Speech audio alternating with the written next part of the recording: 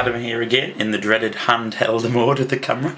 See how well we can do this focus. So a couple of people were asking about sort of the new studio. It's this studio, you know, it's not really ever going to be a professional studio, but we can dream. Yeah, so I thought I'd show you guys around. It's not finished yet, but I'm kind of excited. This is sort of looking through the doorway of the studio and the corridor on the landing. So it's not massive. I took the measurements, but I've forgotten them now. It is not quite square, but just about, sadly, which makes things interesting. Yeah, anyway, so desk and everything is set up here. Guitars there. Gonna have hi-fi set up properly over here, monitor stacked as such. I'll run through all the computers and all the sort of technical side of it and stuff at a later date. Spinning around, you've got me a couple of like me amps and cabs and things. Like actually for every day sort of practicing, if it's late at night, I'm using this Digitech Valve Effects, which I did a video about 6 months, 7 months ago when I got it. Been experimenting with it, it's quite cool for practicing, and I think there's probably going to be a couple of the tones I've come up with get used on the album as well. Yeah, it's using Kettner Trilogy, still absolutely beastie. I think it's about due a revalve, so I'll probably get that done a couple of months before recording the guitar parts. In there's me Statesman 1x12. These bad boys here, these are some acoustic absorption panels I've been making. And because it's a square room, and because all the surfaces are bare, and the floor's bare, I toyed with the idea of a carpet, but went against it in the end. Basically, if you make like a clap or any sound reverberates really quickly and it's just bounced all over and you cannot tell what you're doing, you cannot mix. If you clap, you get a lot of high-end ringing, and in the middle of this room you get a lot of sort of mid-range voices. Unplugged guitars are really loud here, and as you go into the corners, as with any room, you get a lot of bass.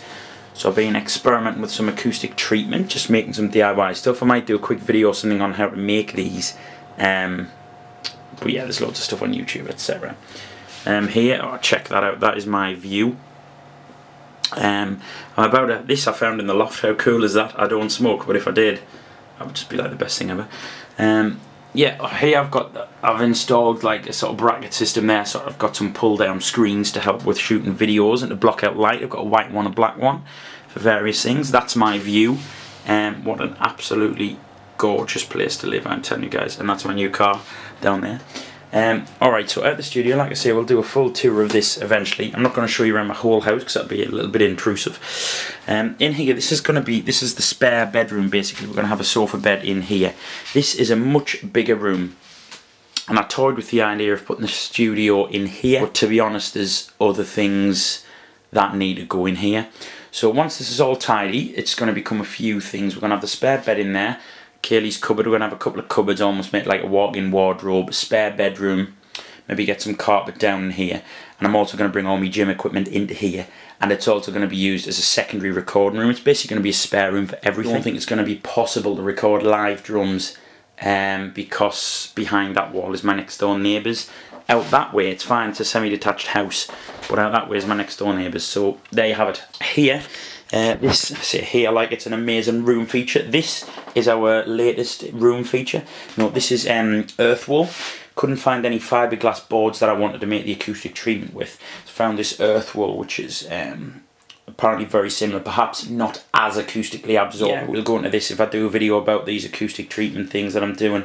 But basically I'm making some, I've got plenty of stuff there.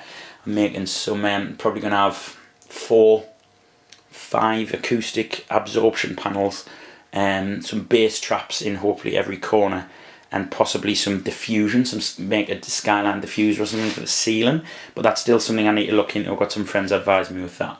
Interestingly, I don't want to intrude on sort of next door's property. If I don't stab myself with this rock wall. But we have a pretty big garden now as well. It's an absolute wreck at the moment. The bottom of that garden is this shed.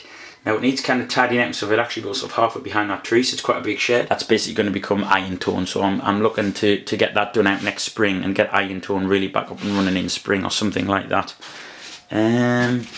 Yeah, I'm not going to go downstairs because there's nothing relevant down there.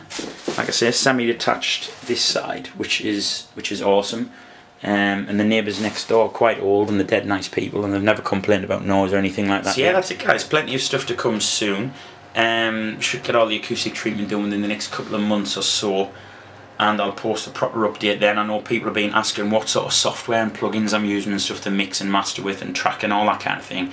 I promise I will do a full studio breakdown at some point in the future. Within sort of the next few months or so we'll get that sorted. Right, until next time guys, take care. Hope you enjoyed this little tour. Like I said, plenty of stuff to come, and Iron Tone will be back soon.